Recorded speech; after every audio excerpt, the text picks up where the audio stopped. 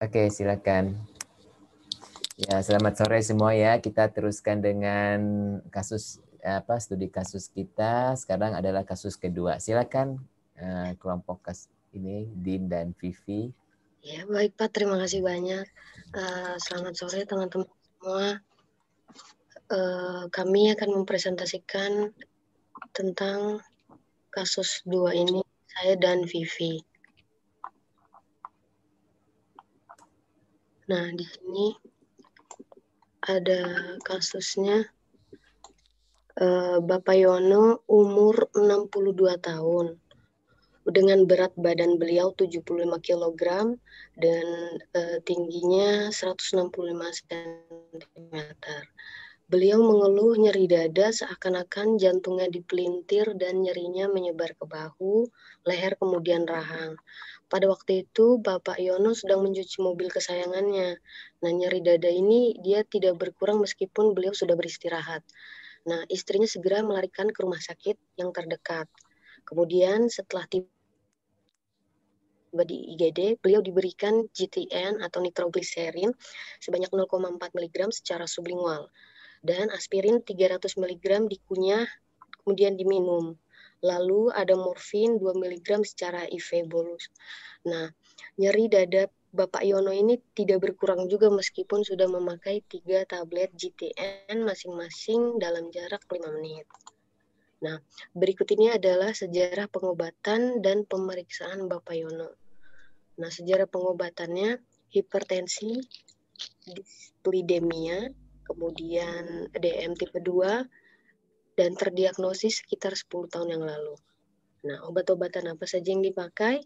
Ada lisinopril 20 mg OD, amlodipin 10 mg OD, aspirin 100 mg OD, dan rosuvastatin 5 mg OD. Nah, VS-nya di sini ada BP-nya 150/95 mmHg, HR 88 BPM, T-nya 37 Celsius. Nah, ada CVS-nya, laju dan ritme jantung regular, S1, S2, tidak ada S3 dan S4, tidak ada murmur dan rups, kemudian bunyi paru-parunya normal. Nah, ada abnomennya, dia non-tender dan non-distended. Ini tidak sakit bila ditekan dan tidak keras. Kemudian bunyi ususnya normal. Kemudian ada extremitis, kaki dan tangan. Nah, tidak ada pembengkakan di mata kaki, denyut di mata kaki 2+, denyut di femoral dia ada, tangan tidak gemetaran. Kemudian pada neuro, sadar dan orientasi terhadap waktu, orang, kemudian tempat bagus, alert and oriented 3 kali. Nah, fungsi saraf pusat dan tepinya baik. Nah, hasil rongsennya tidak terlihat adanya tanda infeksi atau TBC dan penimbunan air. Kemudian ada ekonya, LVEF-nya 40%, gerakan dinding interior jantung tidak normal atau dyskinesia.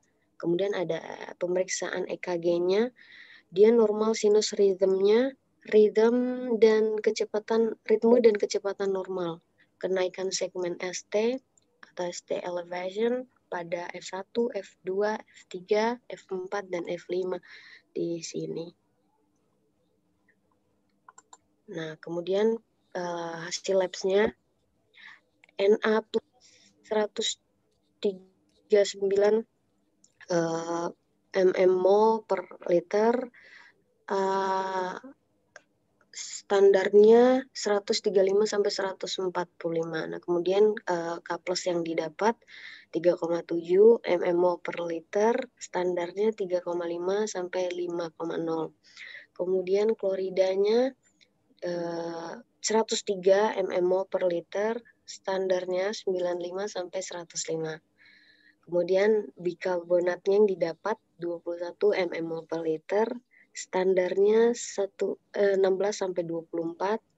Kemudian SCR-nya 1,0 mg per dl, standarnya 0,7 sampai 1,2. Kemudian di sini ada glukosa puasa yang didapatkan 155 mg per dl, standarnya 100 sampai 125. Ada WBC 9,9 kali 10⁻³ per mm. Nah, standarnya 5 sampai 10.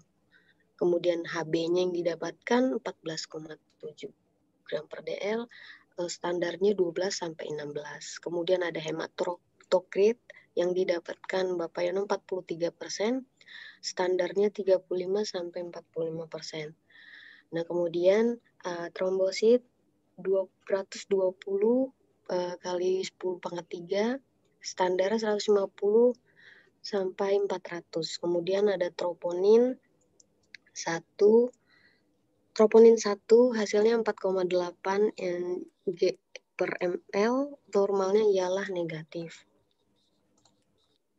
Nah, Bapak Yono ini dijadwalkan untuk stenting dengan stent metal tanpa obat secara emergensi pada siang hari ini. Nah, pada angiografinya terlihat sumbatan total pada pembuluh darah left anterior descending atau LAD.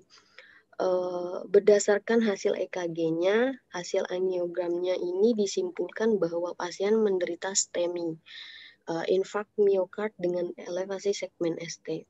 Pada bagian interior jantung, nah, stenting tanpa elusi obat ini sudah dipasangkan pada pembuluh darah tersebut dan hasilnya dapat dilihat pada di gambar sini di bawah transfusi berhasil menjadi aliran darahnya pulih kembali. Nah, kemudian setelah stenting dilakukan, Bapak Yono ini mengeluh sakit nyeri dada lagi habis stenting dipasang.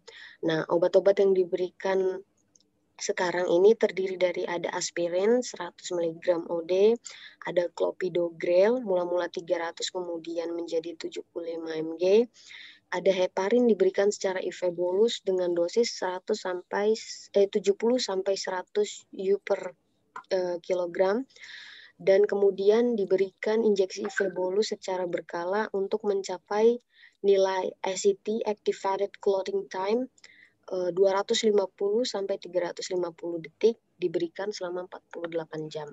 Kemudian ada metoprolol 50 mg OD, ada lisinopril 20 OD, solup insulin actrapid sesuai dengan kadar gula sewaktu. Kemudian ada rosuvastatin 20 mg OD, ada metformin 500 mg BD.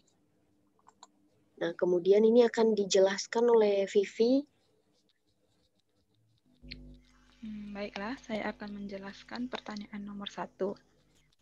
Pertanyaannya yaitu, sebutkan dan jelaskan tanda dan gejala serta hasil pemeriksaan klinis yang menunjukkan bahwa Pak Yono menderita STEMI di bagian anterior dinding vertikal kiri. Jawaban saya yaitu, tanda dan gejalanya, Bapak Yono mengalami sakit dan nyeri dada, seakan-akan jantungnya dipelintir, dan nyerinya menyebar ke bahu, leher, dan rahang. Sudah beristirahat pun, nyerinya tak kunjung menghilang. Dan saat pemeriksaan klinisnya, berdasarkan hasil EKG-nya, EKG normal sinus. Sampai di sini dulu kita yang tanda dan gejala dulu ya. Jadi nyeri dada, udah betul itu ya.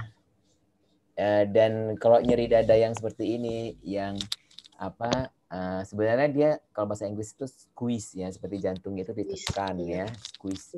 Terus menyebar ke bahu dan leher dan rahang itu adalah biasa atau nggak biasa?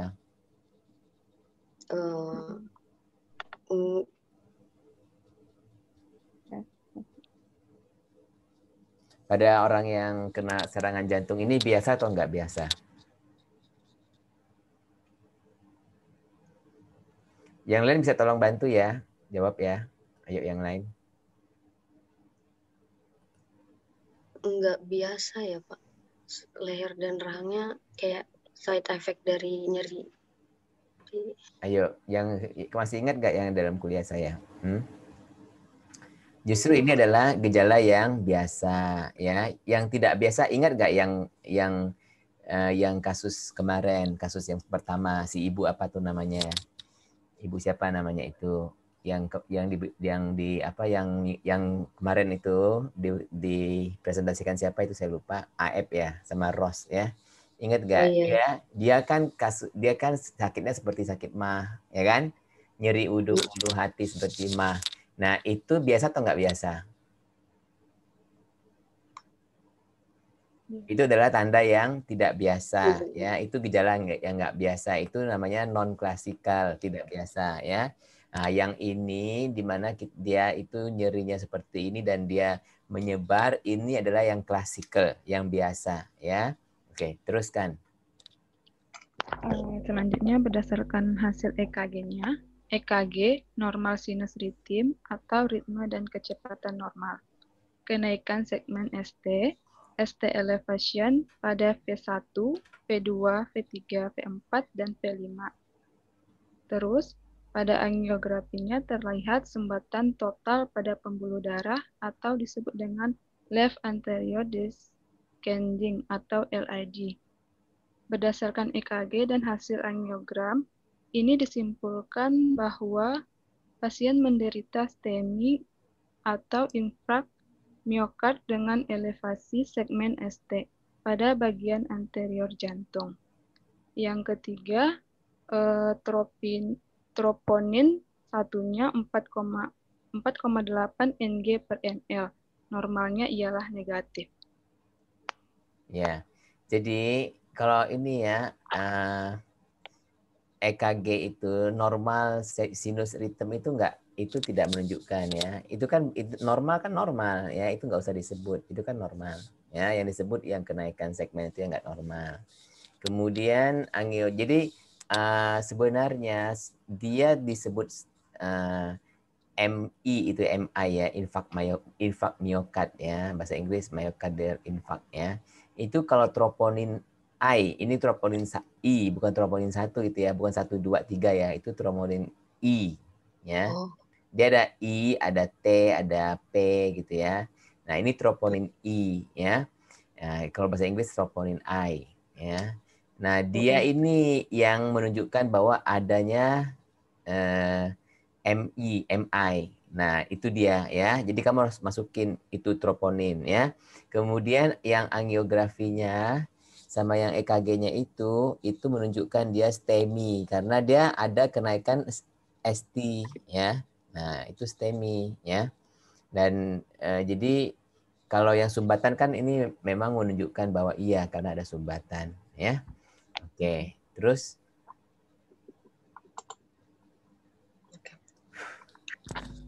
Pertanyaan kedua, jika rumah sakit tempat Pak Yono dirawat tidak mempunyai fasilitas kateterisasi jantung dan tidak memungkinkan untuk merujuk ke rumah sakit di kota dalam waktu kurang dari 5 jam, apakah Pak Yono dapat diberikan revaskularisasi farmakologis dengan menggunakan obat fibrinolitik seperti Ateplase?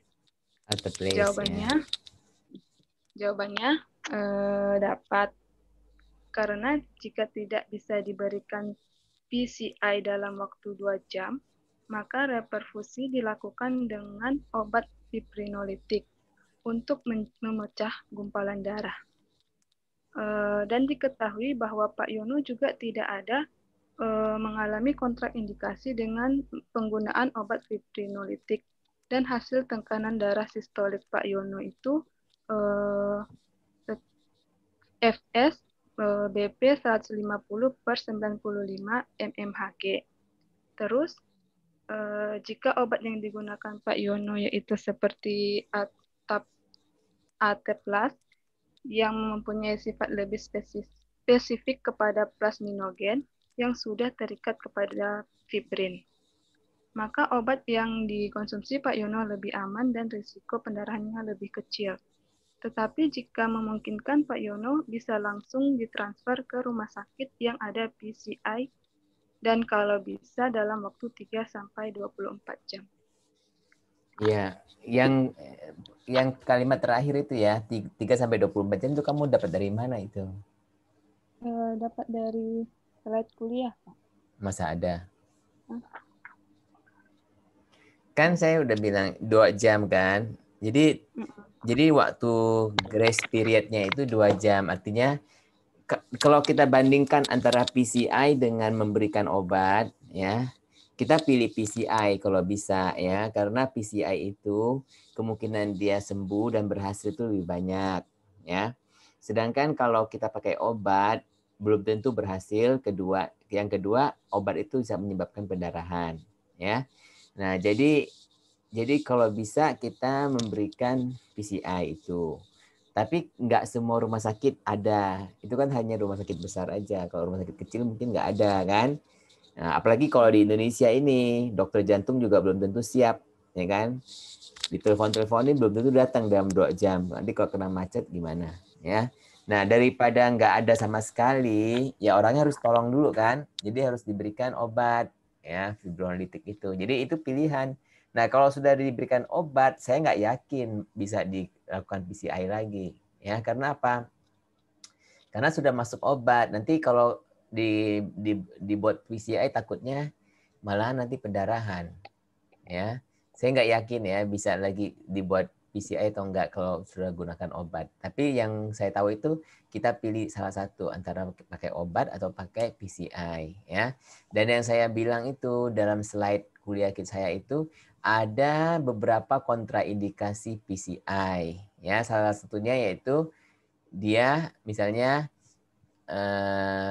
nggak boleh, misalnya ada pendarahan, sakit mah, ya, pendarahan itu dia nggak boleh, ya. Kemudian dia tekanan darahnya nggak boleh lebih dari 180. Kalau dia tinggi sekali kan, lebih dari 180 nggak boleh. Kenapa? Karena kemungkinan terjadi pendarahan, ya kan. Kalau orang tekanan darah terlalu tinggi, kemungkinan pembuluh darah bisa pecah kan, stroke kan. Nanti kalau orang dia mengalami stroke dan dia pakai obat fibrinolitik bisa berbahaya nanti, ya.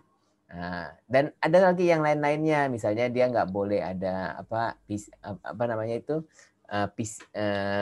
CPR ya, dalam berapa jam itu dia nggak boleh ada CPR karena kalau CPR itu takut ada pendarahan dalaman, ya. Kemudian dia nggak boleh ada kalau dia pakai, kan ini alteplase masih aman ya. Kalau dia pakai streptokinase, dia nggak boleh pernah menerima streptokinase dalam 1 atau 2 tahun belakangan. Nggak boleh ya, karena nanti nggak bermanfaat. Jadi kamu harus merujuk kepada situ ya. Nah, terus lagi, nanti kita waktunya nggak cukup kalau nggak terus lagi.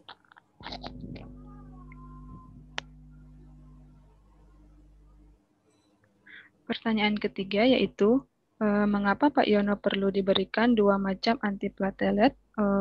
Contoh obatnya yaitu aspirin dan clopidogrel.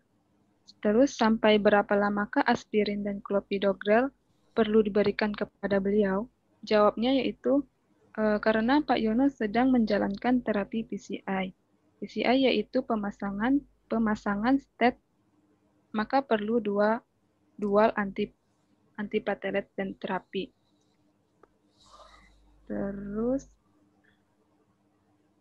Terus pertanyaan keduanya, mengapa perlu diberikan 2 macam antiplatelet tersebut? Karena aspirin dikombinasikan dengan clopidogrel, mempunyai tujuan dapat mencegah infark miokard, stroke iskemik, dan kematian vaskular. Seterusnya, aspirin dan clopidogrel merupakan obat golongan antiplatelet. Aspirin memiliki efek antitrombotik melalui mekanismenya dalam inhibisi PGH sintase atau COX dengan secara irreversibel membuat asetilasi pada kelompok serin yang spesifik. Serin yang terdapat pada COX-1 dan COX-2. Hal ini akan menurunkan produksi dari prostaglandin dan TXA2, trombosan A2, yang dapat menurunkan agregasi platelet. Metabolit aktif dari clopidogrel mengikat secara irreversibel pada reseptor P2Y12 pada platelet, sehingga menurunkan fungsi platelet dan disebut sebagai inhibitor platelet. Terus, berdasarkan angiogram yang dihasilkan dapat diputuskan bahwa Pak Yono perlu mengadakan terapi PCI atau bypass. Pada pembuluh darah Pak Yono berhasil dipasang stenting atau disingkat dengan PCI. Setelah pemasangan PCI, maka terapi obat yang diperlukan diberikan adalah 2 antiplatelet atau disingkat DAPT. Diberikan selama 12 bulan. Setelah 12 bulan, maka aspirin hendaknya diteruskan sebagai obat tunggal. Kalau Pak Yono tidak tahan aspirin, maka clopidogrel dapat diberikan sebagai penggantinya.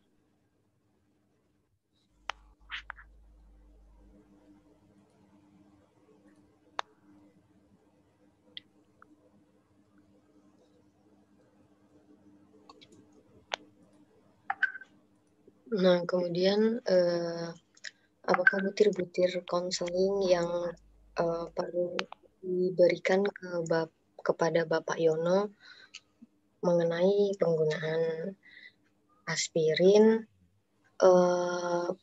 Di sini pemberian obat aspirin diberikan 1 kali sehari pada malam hari sebelum tidur. Ini untuk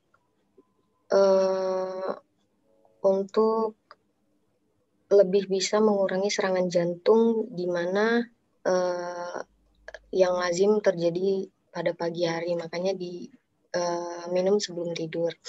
Kemudian tidak mengkonsumsi obat analgetik bersamaan dengan aspirin seperti ibuprofen. Kemudian ini maaf Pak, saya lupa membenarkan yang ini. Kemudian tidak menambah atau mengurangi dosis aspirin. Nah, kemudian ada tujuan dari pengobatan aspirin sendiri ini kan sebagai antiplatelet. Nah, aspirin digunakan pada penderita penyakit jantung koroner, serangan jantung, penyakit arteri perifer, atau stroke. Nah, selain mencegah penggumpalan darah, aspirin juga merupakan obat yang dapat mengurangi rasa sakit dan menurunkan demam juga. Nah, kemudian apakah stop dulu. Oh ya, baik Pak. Mana tadi sampai yang aspirin Sini, ya? Pak. Jadi kan sini. saya udah bilang, tolong ya jangan diulangi lagi kesalahannya ya. Jadi butir-butir konseling itu pertama harus tujuan pengobatan dulu, ya. Nah, tujuan pengobatan jadi butir pertama, oke. Kedua adalah cara memakan obat itu. Jadi yang tadi ini pemberian obat ini sekali sehari, ya. Tapi kenapa harus malam hari? Emang harus malam hari? Enggak juga Pak. Jadi kalau sebelum tidur itu agar bisa mengurangi side effect setelah kalau misalkan diminum pagi hari gitu Pak. Kenapa?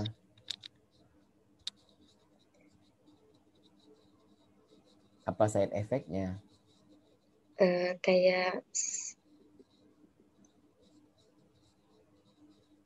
Jadi serangan jantung.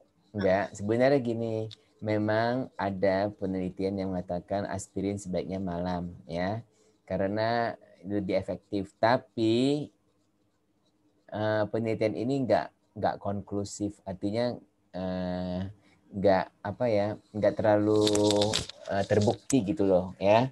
Jadi sekarang sebenarnya aspirin itu boleh kapan aja. Cuman kita menasihati kalau minum obat itu bagusnya pagi. Karena apa? Kalau kamu pagi minum obat, kan pagi nih, ya. Nah, terus kalau kelupaan masih bisa minum siangnya kan? Ya kan? Iya, Pak. Kalau misalnya kamu minum obat yang malam, kalau kelupaan berarti 1 hari itu nggak minum dong. Betul nggak? Oh iya Pak, betul Pak. Jadi kalau minum obat pada malam hari itu bahayanya itu kelupaan. Kalau udah kelupaan berarti 1 hari itu nggak minum, ya. Nah, kecuali kalau kayak obat kolesterol simvastatin itu memang harus malam kan, sebaiknya kan. Nah, jadi ya mau nggak mau kita kasih malam lah, tapi itu orangnya harus ingat lah ya. Nah, kalau untuk aspirin ini sebenarnya dia yang penting adalah diminum setelah makan, ya kan? Kenapa setelah makan? Karena aspirin bisa menyebabkan penyakit lemah, Pak. iya, kalau dia perut kosong kemungkinan besar lebih banyak apa bahayanya ya. Iya, Pak. Nah, itu yang penting. Nah, kemudian ketiga itu yaitu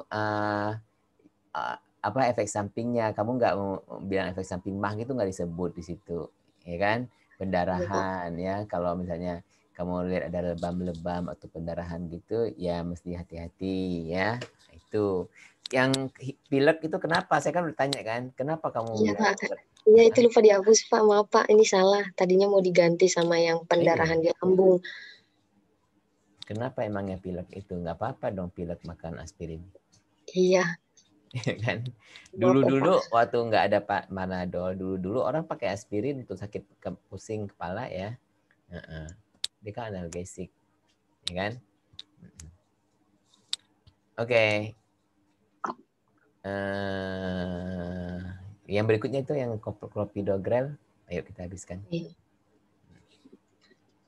Ini butir-butir konseling yang perlu diberikan mengenai penggunaan clopidogrel. Yang pertama, jangan mengkonsumsi clopidogrel bila memiliki alergi terhadap obat ini. Kemudian jangan mengkonsumsi minuman yang mengandung alkohol selama penggunaan clopidogrel. Nah, karena dapat meningkatkan risiko pendarahan lambung. Nah, kemudian jangan mengkonsumsi jus anggur selama mengkonsumsi clopidogrel karena dapat mengurangi efektivitas obat ini dan meningkatkan risiko terjadinya efek samping. Nah, kemudian jangan menghentikan konsumsi obat ini secara sembarangan tanpa konsultasi ke dokter spesialis jantung. Kemudian beritahu ke dokter riwayat penyakitnya, terutama jika menderita pada tukak lambung, pendarahan di mata, cedera serius, penyakit liver, atau gangguan pembekuan darah seperti hemofilia. Jika pasien berencana menjalani perawatan gigi atau operasi, segera beritahu kepada dokter bahwa pasien sedang mengkonsumsi clopidogrel. Nah, clopidogrel ini dapat membuat pendarahan lebih berhenti. Oleh sebab itu, hati-hati menggunakan benda tajam serta hindari olahraga yang melibatkan kontak fisik. Kemudian beritahu kepada dokter ini untuk pasien wanita jika dia sedang hamil atau menyusui dan merencanakan kehamilan. Segera temui dokter jika muncul reaksi kuat atau overdosis setelah mengkonsumsi clopidogrel. Ya, ya sekali lagi ya. Ini kan saya udah bilang, kok nggak diubah sih? Ya. Jadi sesuatu itu mulai dengan yang positif dulu. Tujuannya apa? Caranya bagaimana? Ini belum apa-apa kamu udah jangan. Ya udah aku jangan sekalian aja jangan mengkonsumsi. Ngerti nggak? Ya, Pak. Ya kan? Jangan mengkonsumsi clopidogrel, jangan mengkonsumsi ini, jangan mengkonsumsi ini. Jangan aku takut lah nggak mau lah aku minum obatnya. Ya kan? Ya. Jadi kamu butir-butir konseling itu seperti kamu harus ngomong sama pasiennya. Jadi pertama adalah tujuannya, kedua caranya minum, ketiga baru apa-apa yang perlu dia perhatikan. Nah, itu juga ngomongnya mesti nggak boleh nakut-nakutin, ya ngomongnya juga mesti ya apa setiap obat akan mempunyai obat efek samping ya, tapi apa sejauh resikonya apa sejauh manfaatnya lebih besar dari resikonya itu kita masih mengharapkan ibu untuk minumnya karena memang lebih banyak manfaatnya itu. Nah, perhatikan berikut ini yang penting-penting ini gitu ya. Jadi kalau clopidogrel kan pendarahan yang penting kan, apalagi ya apalagi ya apa ada lagi nggak yang lainnya penting itu situ ya nanti ya. Jus buah, bukan jus anggur lo ya. Tadi aku bilang apa? Grapefruit ya. Grapefruit itu kamu tahu nggak? Bukan jus anggur itu ya. Grapefruit itu kayak sunkist, dia gede jeruk gitu. Tapi dia bukan gimana ya? Kalau di sini saya lihat jarang ya. Kayak dia bentuknya kayak sunkist, warnanya juga oranye ya. Nah itu kalau diiris nih, dia warnanya agak kemerahan. Persis kayak jeruk lah, kayak jeruk Bali ya. Nah, dia itu pahit-pahit kayak jeruk, pahit-pahit asam kayak jeruk Bali. Ya, itu terkenal dia dapat memperlambat itu apa namanya? Metabolisme obat ya. Punya Memperlambat. Jadi dia sebenarnya akan meningkatkan resiko efek samping, bukan mengurangi ya, tapi menaikkan ya. Tapi kamu cek dulu betul nggak? Soalnya saya kan nggak cek, saya kan cuma tanya kamu jus buah apa ya, jus buah semua buah atau cuma tertentu ya. Oke, Pak. Ya, ada pertanyaan dari yang lain nggak? Karena waktu juga kurang nih. Ada pertanyaan dari yang lain nggak?